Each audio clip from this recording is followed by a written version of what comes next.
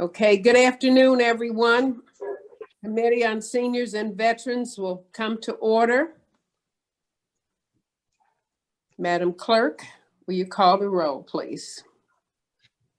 Each member is acknowledging that they are attending the meeting via Zoom and that they are located in Wayne County, Michigan, unless otherwise stated when I call your name. Commissioner Kinlock, Commissioner Killeen, Commissioner Killeen, you're muted. I'm here now. I was kind of here before, but I'm really here now. Okay. Commissioner Baker McCormick, Here. Commissioner Kniezek, Here. Chair Scott, Present. you have a quorum present. Thank you so much. Next item, please. B, Chairwoman's remarks. I'm just hoping that everyone is taking care of themselves, and hopefully you had a good Thanksgiving, a little better than mine, but all right, that's it. Thank you. Next item. C, approval of the minutes from the October 13th, 2021 meeting. So moved. Moved by Commissioner Baker McCormick, and there was support by who? Colleen. By Commissioner Killeen. All right, all in favor? Aye. Aye, okay. Any opposes? Hearing none. Next item, please. D, unfinished business. There is none listed. Thank you. Next item. Item 1, under new business, communication from Kwesi Betsarai, Director, Health, Human and Veteran Services Department, Veteran Services Division, forwarding report on the use of the Soldiers and Sailors Relief Fund balance for the fiscal year 2020 to 2021. Thank you. Director Betsarai, you want to speak on this? Director, are you still with us? I am. Good afternoon. Can you hear and see me? Yes, I can see you now. Thank you. Well, one, thanks for inviting me to give me the opportunity to talk today about veteran suicides, about the suicide rate that's impacting veterans across the country. This was a interesting assignment. Can you hear me? Excuse me. This is regarding item number 1 first.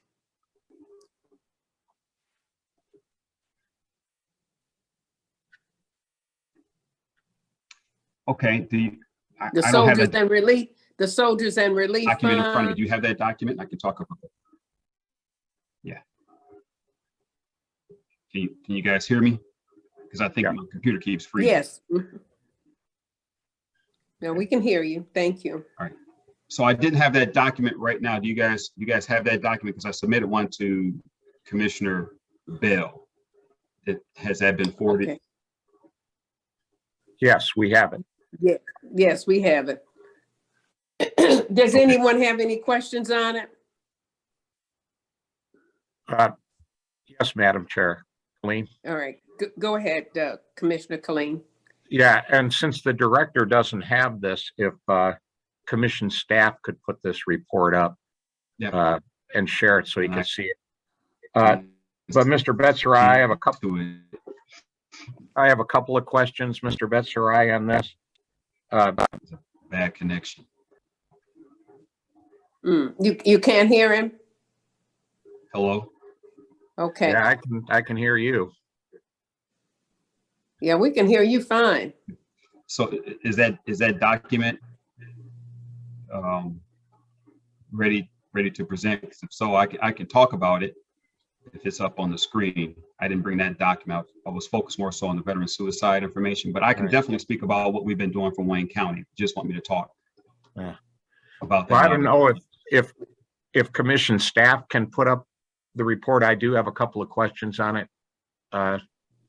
Madam Chair, it'd probably be best if Mr. Betsarai could see the. Madam Clerk.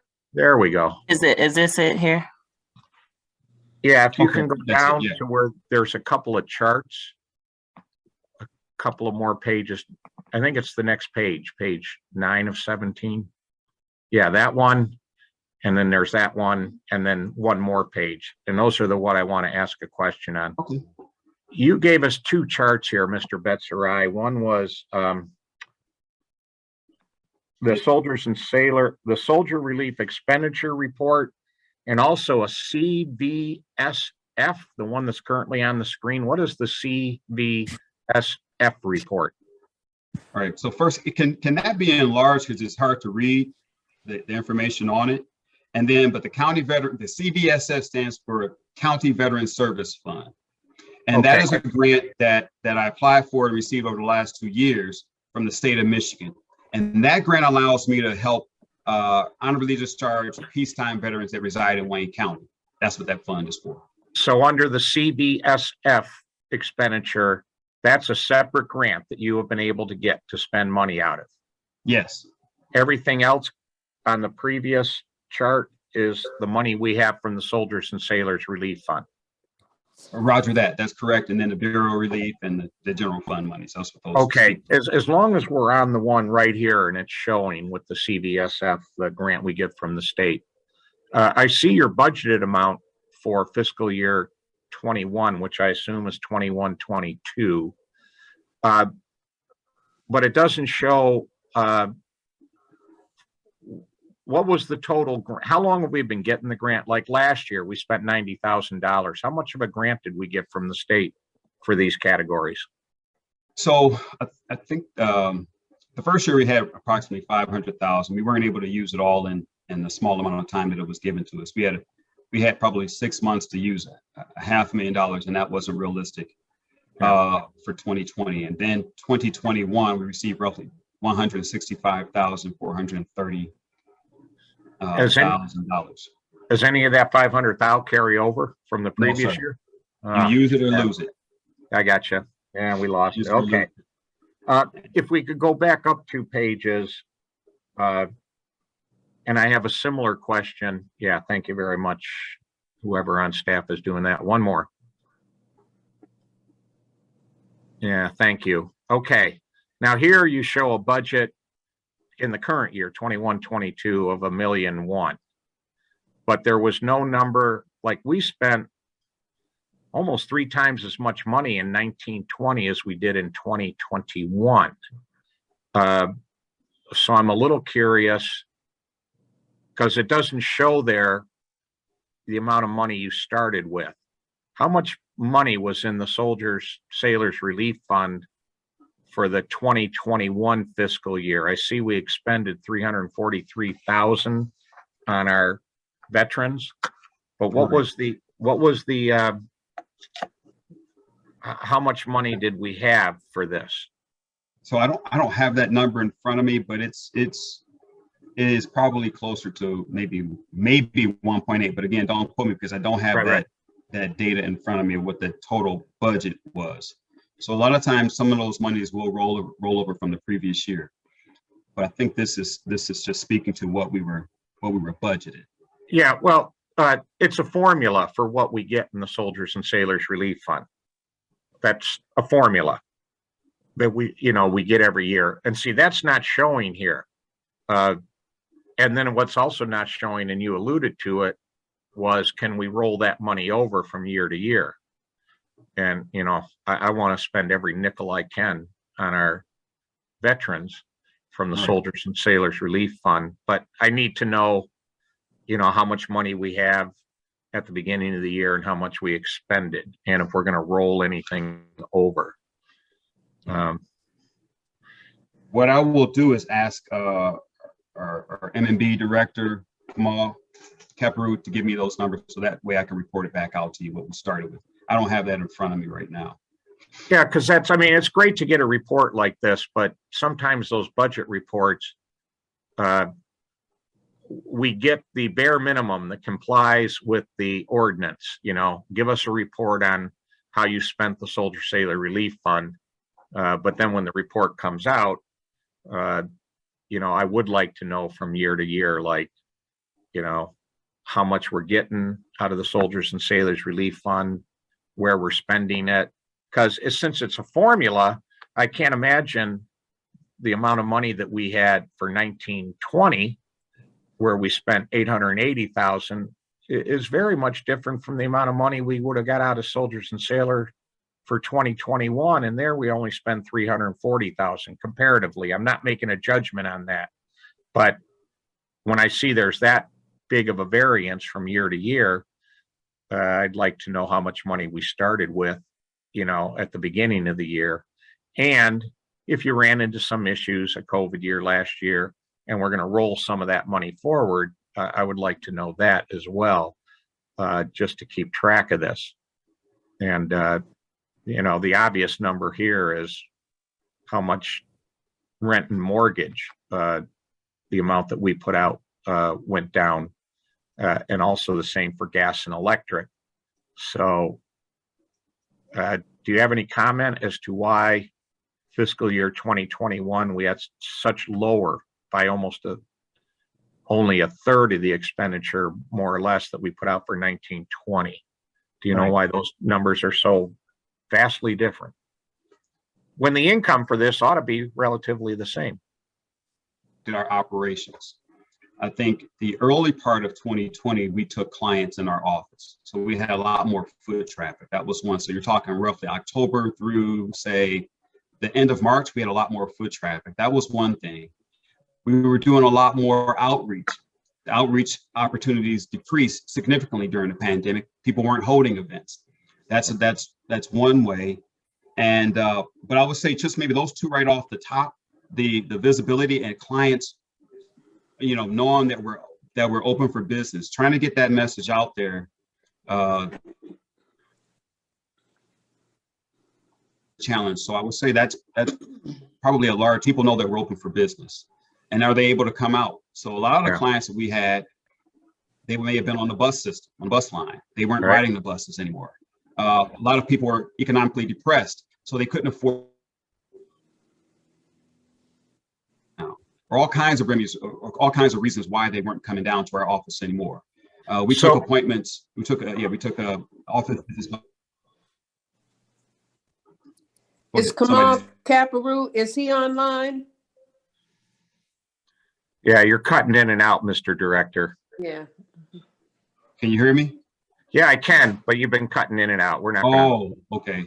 I didn't realize that. If I can follow up on what you're saying there, then, do we have a count of the number of contacts we had with veterans? How that might be different in 1920 than it was in 2021? Were there that many less veterans contacting our office for help in that year, last year? Do we have a count? Do we have a count of how many contacts we've had with veterans?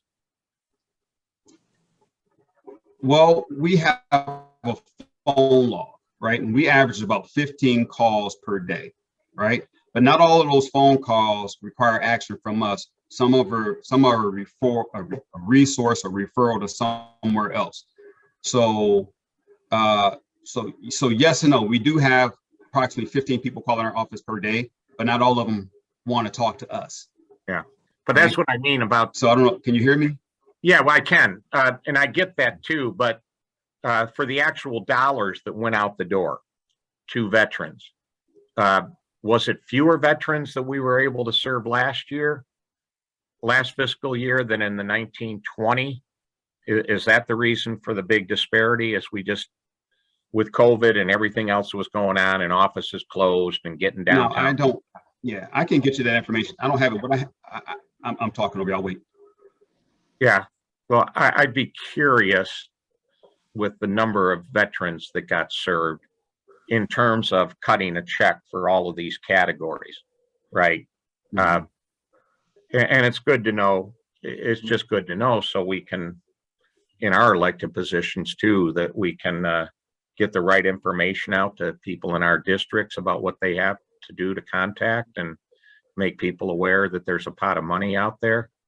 But one of the limitations of the report here are the two things. Doesn't tell me, one, how much money you started with at the beginning of the fiscal year.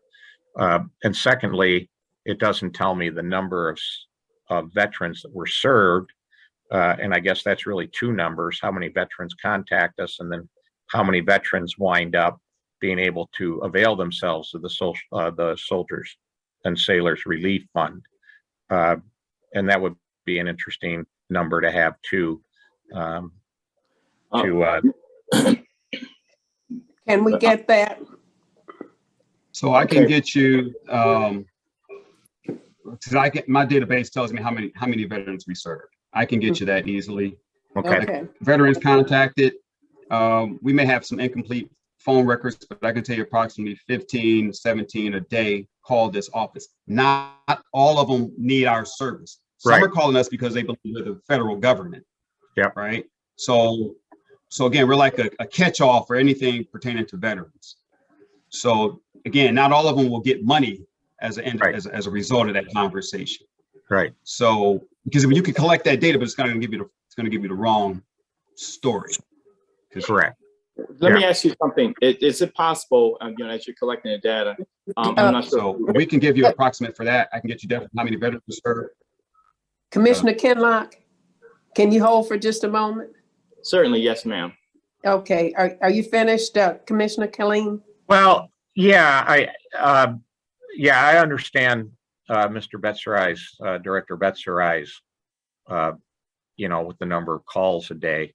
But that's a lot like Mr. Betserai, what, we as commissioners get too. We get a lot of calls where people have tried everything else. They've called the state, they've called the feds, they've called everybody, doesn't get any success, and they wind up calling you. And so maybe it's not directly in your line, but yeah, you have been talking to. But if you can come up with numbers for two things, how much money did we have to start with out of the Soldiers and Sailors Relief Fund for 19 and 20? And if we can count the number of veterans that we actually cut a check to help them out of the Soldiers and Sailors Relief Fund, that'd be interesting too, because I'm always interested in looking at trends. Are we serving more or less?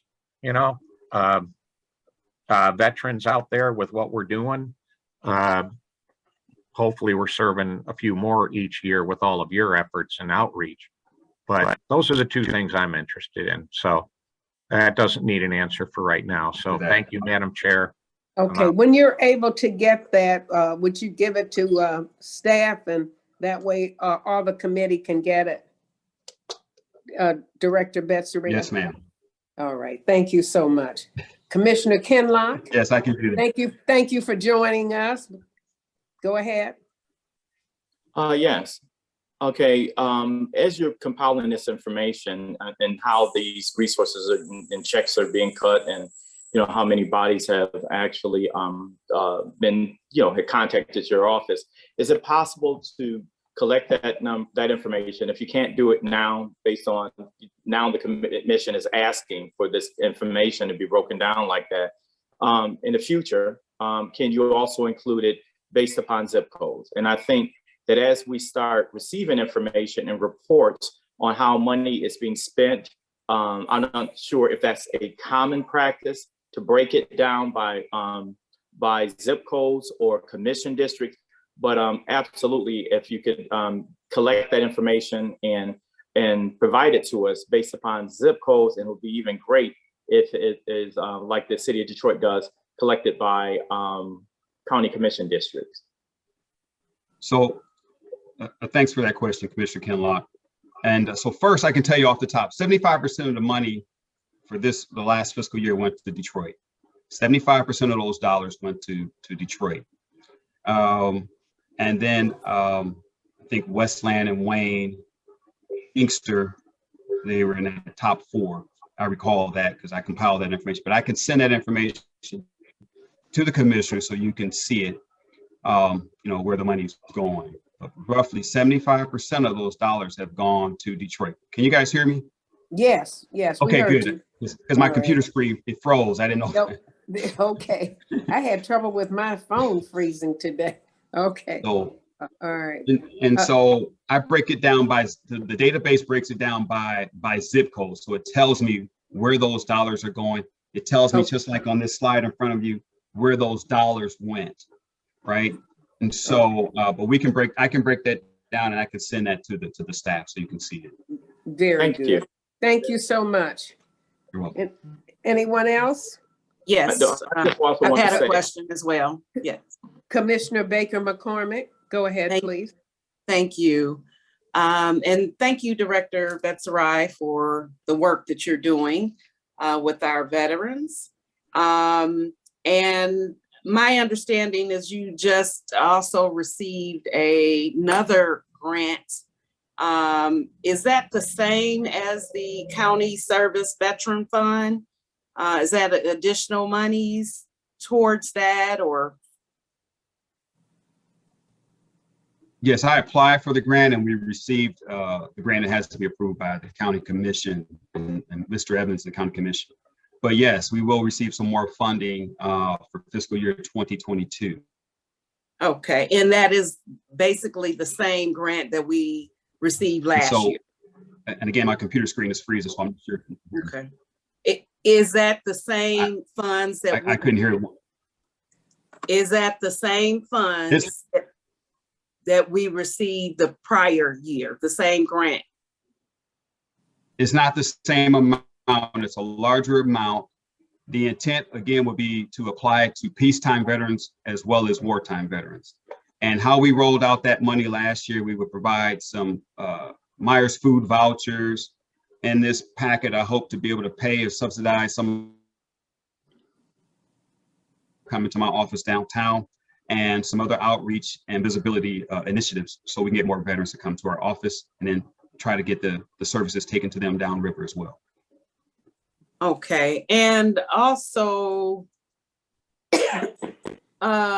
for this, the soldier relief expenditures, you have work in school. What is that category?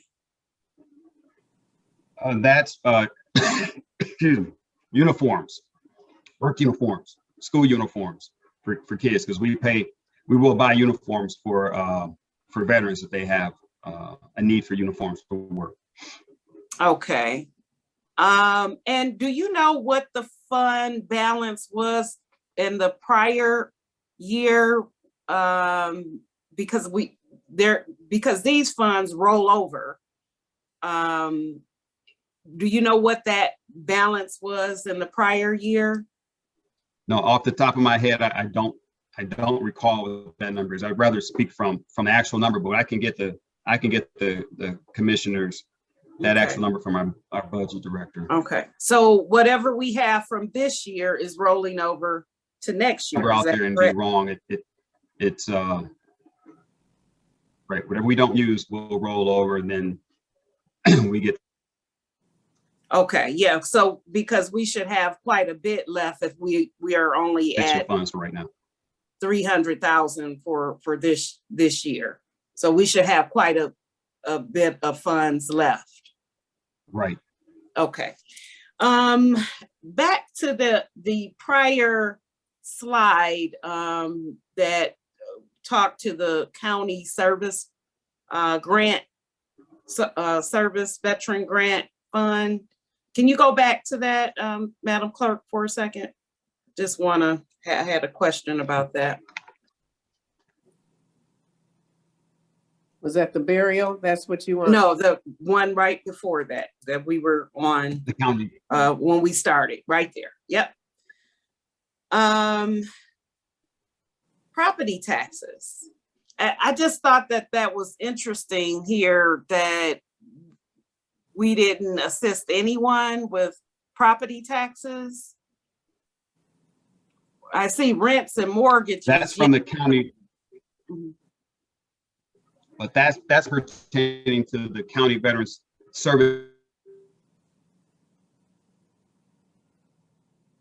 In that we didn't pay it through the Soldier Sailor Relief Fund. We focused on peacetime veterans because, as you know, everything is set aside for wartime veterans through the county. Right. The County Veteran Service Fund, we earmarked those money time veterans. However, none applied, met the requirements, and received the property taxes paid from that fund. Okay. And I know that I've received several calls about them applying for help and not being able to receive it. Now, is it this grant or both the Sailor and Soldiers Fund that they have to have insurance in order to receive certain type of help?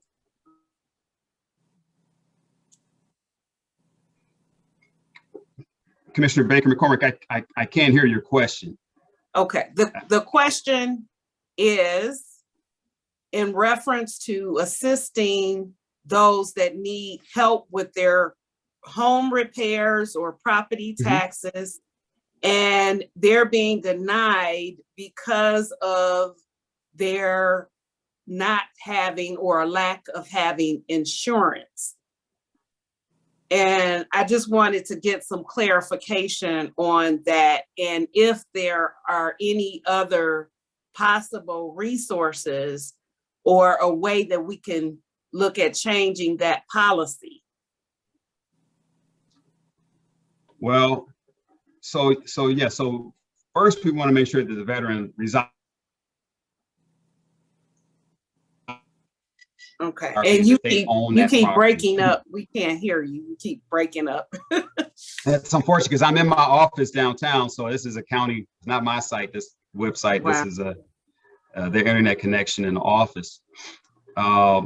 But some people will get turned on if they don't have insurance on that property. That property must be insured because we have to be good stewards of the taxpayers' dollars.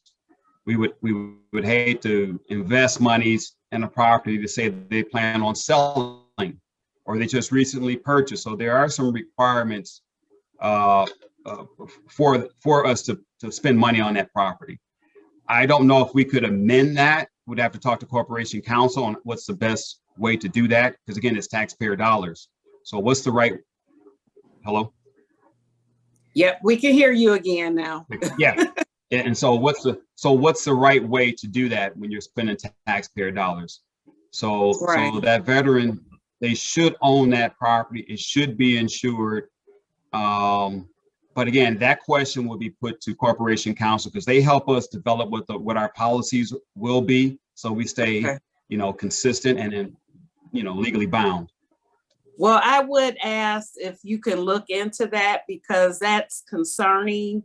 I think that for the folks that I talked to, the veterans that I talked to that reached out for help and were denied because they can't afford fixing up their house first. And then, of course, if they can't afford to fix up their house, that means that they probably can't afford the insurance to,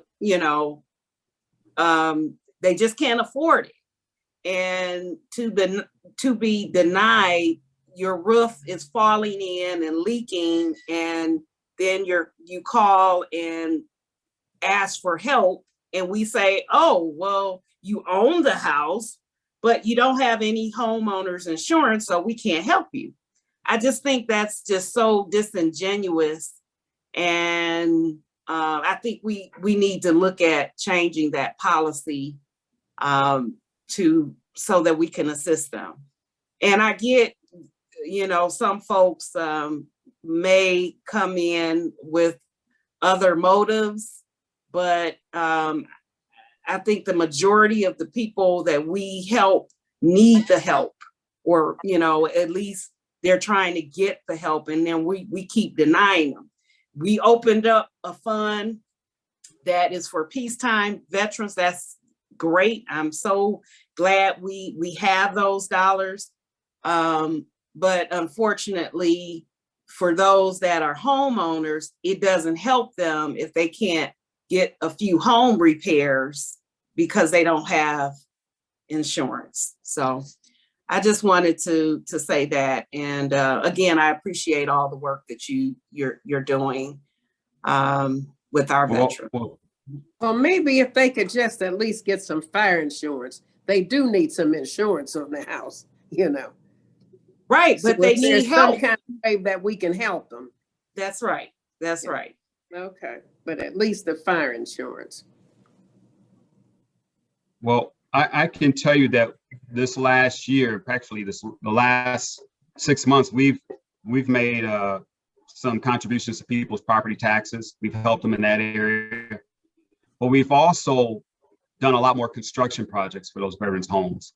the last 6 months. And we expect to do a whole lot more going into 2022. So we are finding ways to get to yes. However, we still are bound legally. And I think that is a conversation, again, I can bring up to Corporation Counsel and see what's the middle ground on that. But again, it's taxpayer dollars and there's certain requirements. And I would like to help as many people as I could, but I have to follow those rules right now. I certainly understand. And again, I appreciate all that you're doing and all that we're able to help veterans with. I just think that that's a kind of a area that we can see how we might be able to tweak to help more veterans. So thank you. Thank you. Thank you so much. Anyone else? Okay, I'll move to Hearing receive none. and, I'll Can move to I- can I receive and have a- file, Madam Chair. all right. Support. Their support, thank you. Moved by Colleen, supported by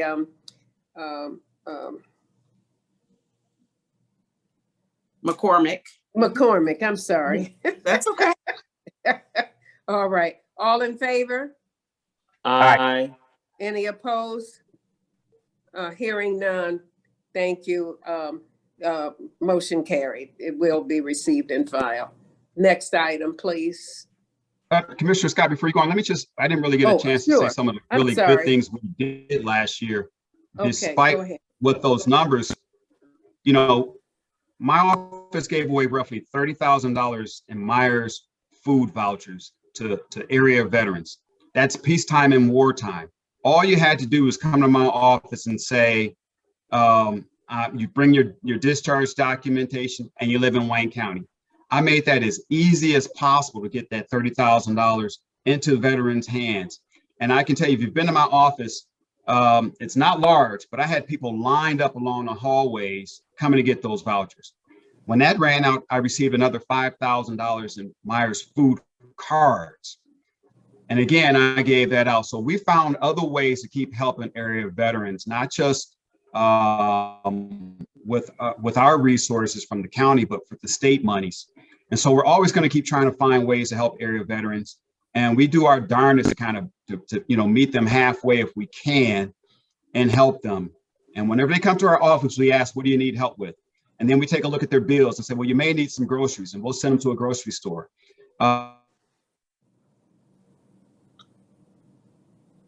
Your utility bills, are they paid? They may come for rent they ask for, as long as they qualify for it. So just wanted to share that kind of how we're set up and what that culture is like. And so, I mean, I've empowered all my staff members to think, can we pay this 2 months ahead or 3 months ahead, pertaining to their rent, their mortgage, or their car payment, because we want to give that veteran and his family or her family some breathing room financially. So I just wanted to share that. It's not depicted in those charts and those numbers, but that's how we go about handling the business and for our area of veterans. And I'm passionate about that. So thank you again. Thank you, Director, and we thank your staff for working with you on that. Thank you. Madam Clerk, next item. Item 2, discussion from Kwesi Betsarai, Director, Health, Human and Veteran Services Department, Veteran Services Division, on Veterans Month and Veteran Suicide Awareness and Prevention.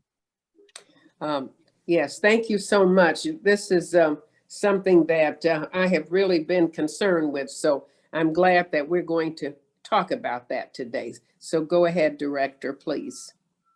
Well, again, thank you for that opportunity to get a little bit smarter on this topic of suicide, veteran suicide rates. As some of you may have read or found out, there's a thought that roughly 22 veterans commit suicide per day. This is post 9/11.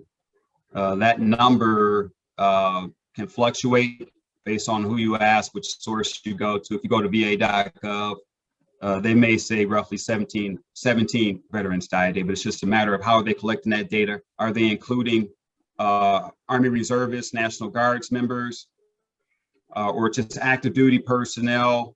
So they kind of landed in that space of about 17 to 18 veterans a day die. But if I can share my screen, I created something. Hopefully it speaks to what we're trying to do, what we're trying to Oh, address. great.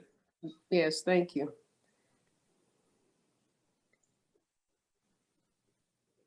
Can you see my screen? Now we can, yes. All right. Let's see.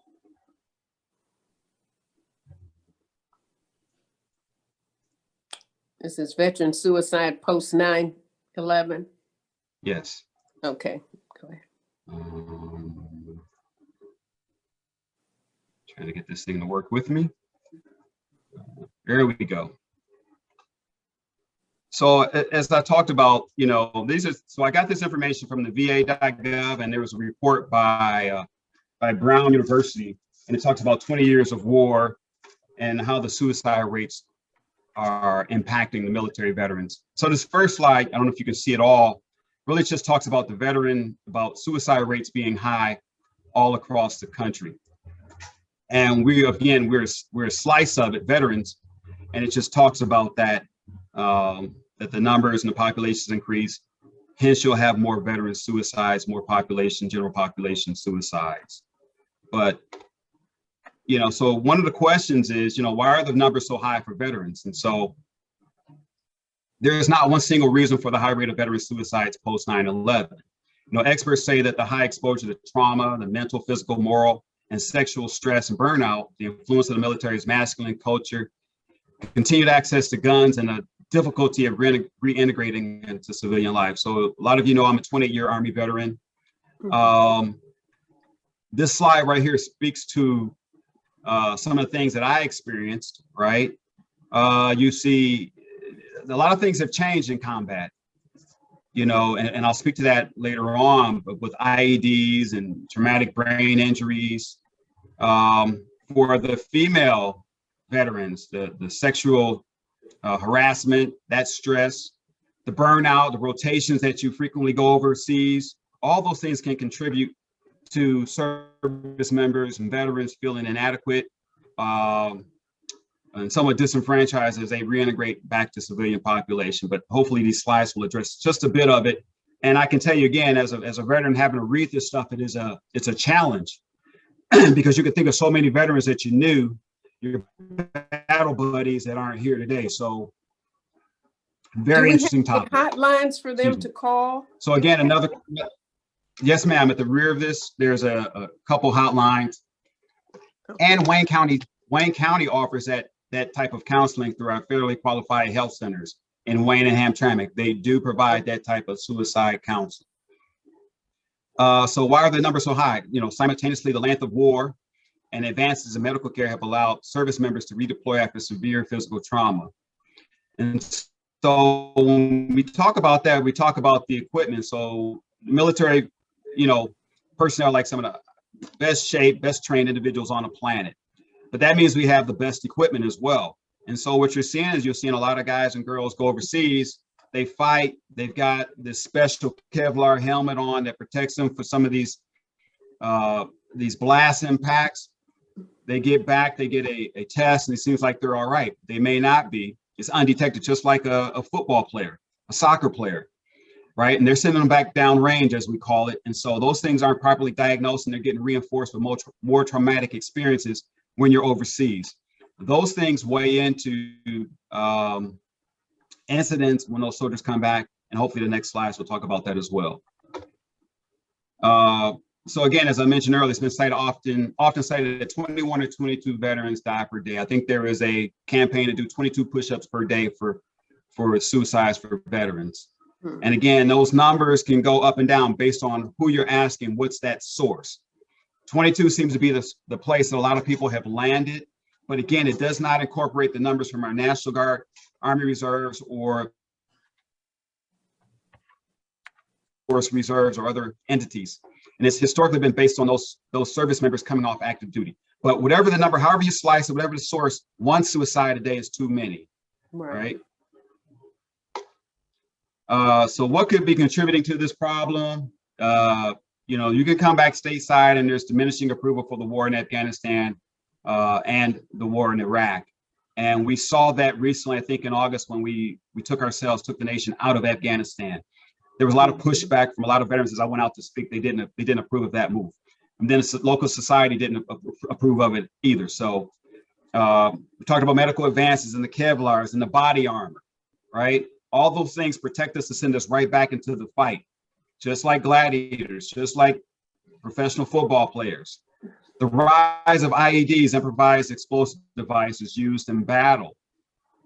All these things weigh on a service member as you're on your base, or if you're driving through the terrain overseas. You never know if there's a IED underneath a donkey, a carcass, a dog carcass, a rock. So all those things weigh on your mind when you come back, and what was your experience? And then we talk about traumatic brain injury stemming from the IEDs and vehicle-borne IEDs. And that's when vehicles are used to convoy, to just interrupt it. So suicide prevention, the federal government has a veterans crisis line that is operational 24/7. I'm sorry. All right, it's 988. Just like 911, you can just text or call 988, and somebody will pick up the phone and talk to that veteran or that civilian on the phone and try to get them to the resources. Locally, the VA hospital in Detroit and Ann Arbor, they have resources. They can still call 988. They can walk into a clinic, right? And they can get some attention, right? They can get they can start that conversation.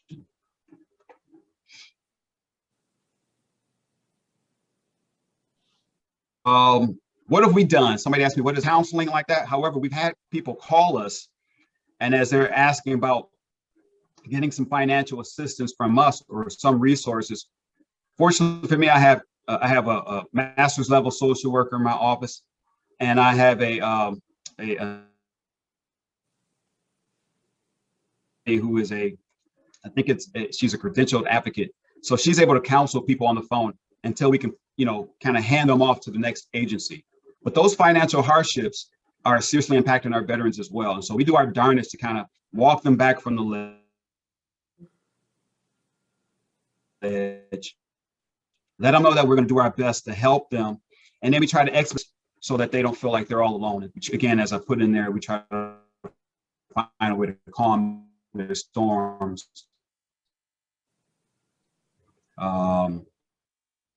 When they're going through life. Post-traumatic stress disorder, as a veteran, anything can trigger a response. It could be fireworks, it could be an alarm, it could be, for some of us, it's vehicles that are moving at a fast pace, right? Those things can trigger a reaction from veterans. Again, I have in the slide loud noises. So those are some of the things that could trigger a reaction. I can recall when I came back from overseas, we would hear about some of our battle buddies who committed suicide, and a lot of them took to drinking once they came back, and they were alone. They weren't living with their battle buddies in one area. They were all alone at night, and that's where a lot of the suicides took place, when they're alone. I don't know what the data says, but most people don't commit suicide in front of other people. It's when they're alone, when they hear those thoughts in their head. So that's just some of the things that I can recall hearing that quite a few times. But I want to share that. And then there's a moral injury component, right? It's considered a wound of the soul, or one's core moral self. As I wrote here, as once Taylor reflected, anytime you're involved in the military, you're connected to something that is constantly doing both ill and good. It's just inevitable. There's enough moral stain in the mix that just by joining, you're going to come out stained. So you're going to be put into a lot of awkward situations as a military service member, and so it's going to change you. You're not going to come out the same person. Hopefully you come out for the better, but you're going to have something on you. Not everybody finds a way to deal with that or reaches out for help. Here's some suicide prevention references. Again, as I started doing my research on that, there's a lot, and a lot of it is disheartening and misleading, but I went to the National Veteran Suicide Prevention site and gathered some data. And those are the links right there that I use for this presentation. I encourage people to go to it. You can Google it if you can't see it on here. But But those are just some of the things, some of the information I wanted to share this morning, and then how are we helping in our office? And again, we're always professional and courteous and empathetic with all the clients that call. And if we can't help them with a financial resource, we try to push them to the right agency so they don't feel alone during this period. So I'm going to pause right there. It So looks do like I you have a know stable how connection. many in Wayne County suicides we have? No, ma'am, I do not. There's the data that I got from the VA was somewhat nebulous. It was what they did. They included the civilian population and the, but it was confusing. So we don't have it exactly for the state of Michigan. That would come from the federal government. I don't have that information on how many Wayne County veterans or Oakland County veterans for that matter. But again, one is too many. Right. One is too many. And I shared with one of my colleagues in the office what it's like when you come off active duty. When you come off from coming overseas, they give you a series of out briefs. You know, they ask you, how are you doing? You know, and most folks they've been conditioned to blow things off, is to suck it up and drive on. And so when somebody asks you, do you want counseling? They may forego that counseling because they don't want to be looked at as being weak, because that counseling session could be right down the hall, which is a bad place for it, because now you're getting counseling in front of your peer group. So again, I would stress that these things occur when these veterans are usually by themselves, just like most people. So it's hard to ascertain who needs help. Now, some people have visible signs, right? You can tell he or she's going to need it, but some of us hide it. But again, there are resources out there, and my office does push that out to people. And again, Wayne County does provide those services through the federally qualified health centers as well. Okay, that's good. If we could be able to send that out to our constituents, if we, have a little sheet that we could probably put in our newsletters and stuff, just to kind of help remind soldiers. And we have two here on the committee, veterans and you. So I really thank you all for all that you do. And I know that what you've gone through, hasn't been easy, because I have a lot of family members too that have been veterans. So in fact, my husband was a veteran. So I do understand. And I thank you for all that you're doing. Appreciate it. Thank you. Yes. Yeah. So did any of the members have any questions? Yes, Madam Chair. Colleen. Go ahead, Colleen, please. Thank you very much, Madam Chair. Mr. Betzerai, have you had any conversations with the Detroit Wayne Integrated Health Network, otherwise known as the Mental Health Authority, when it comes, because what I'm thinking is there's probably some pockets of dollars in Washington. This issue has gotten a fair amount of attention, at least in the last 6 or 7 years that I'm aware of, that they've really been talking about the high number of veteran suicides. Have you talked to the Mental Health Authority at all to see if there was some program money, some grant money that the two of you could go after? Any of those conversations taking place? So I have a good friend over at the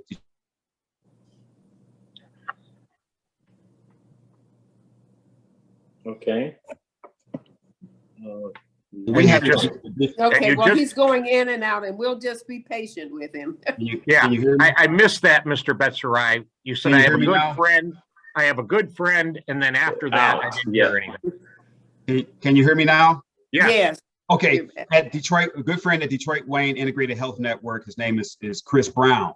And he's been with me since I started in this role, and he is a counselor in that capacity. We have not reached out to partner to get additional funds because that's primarily been in their area responsibility. I didn't think I had the bandwidth in my office to take on just another person for calls on that area, because the federal government is staffed for that. So, but I do have a close. And then there's a couple Detroit Veterans Center on East Jefferson.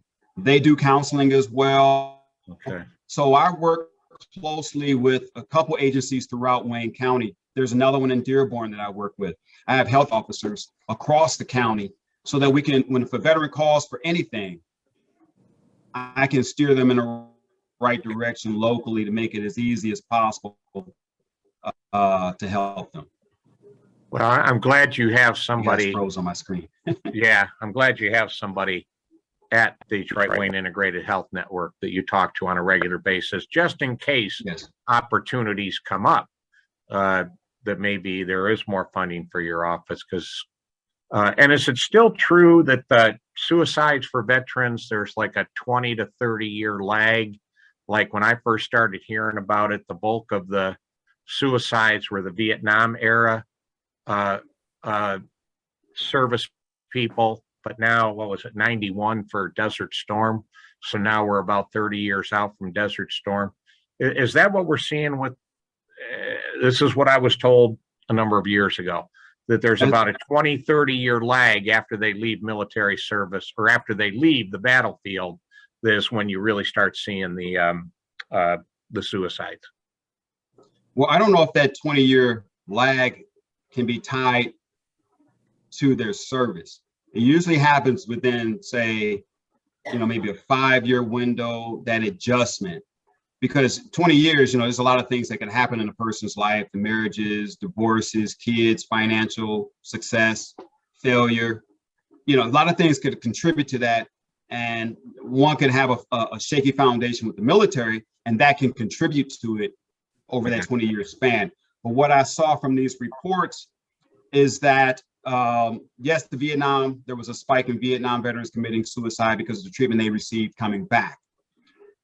The lessons learned for America was that they began to treat Desert Storm veterans much better, Iraq and Afghanistan veterans, or any other mobilization, a lot better. But those reasons they found the veterans are committing suicide is because they feel not well received by society. They feel some guilt, some anguish about still being in combat. I've met veterans who felt bad because they didn't go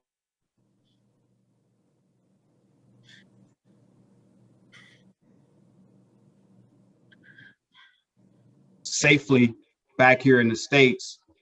As far as how they interpret it to me, they felt like they didn't do their part. So these things manifest themselves in each individual differently.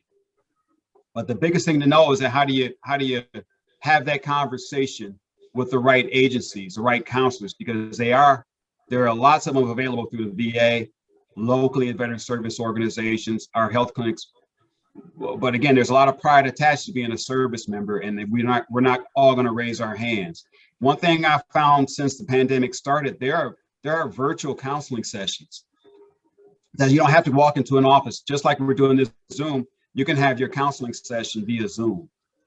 You just need to call and they will expedite that conference for you.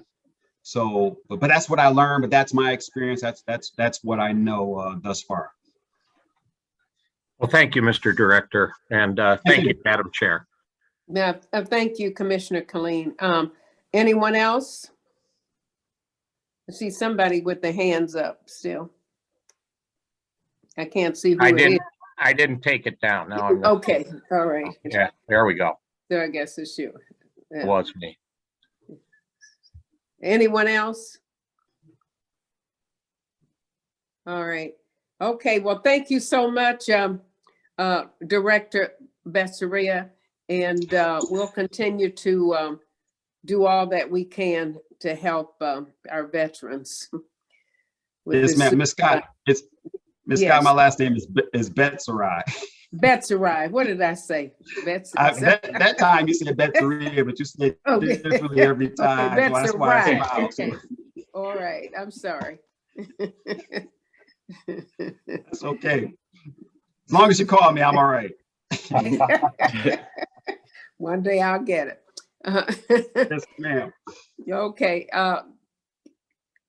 All right. Well, thank you so much. Thank I you. don't think we need anything on this, but thank you for coming on and talking about this, because it's something that I think that we're all concerned about. Yes. All right, next item, Madam Clerk. Such other matters as may be properly submitted before the committee. I don't know of any. Next item. Public comments. Is there anyone on the call that wishes to speak on this item today? Or the first item that we had? Anyone wishing to speak on from the public? Is there anyone online? Did we unmute everyone? Yes. Okay, thank you. All right, well, I guess there isn't anyone. So next item, please. Adjournment. Thank Move you. adjournment. Commissioner Kenlock moves that we adjourn. Is there support? I'm supporting that, Colleen. All right, it's supported by Commissioner Colleen. All in favor, say aye. Aye. Aye. All right, and thank everyone for being patient on this today. Thank you. Thank you so much. Have a good day. You too, Madam Chair. Thanks.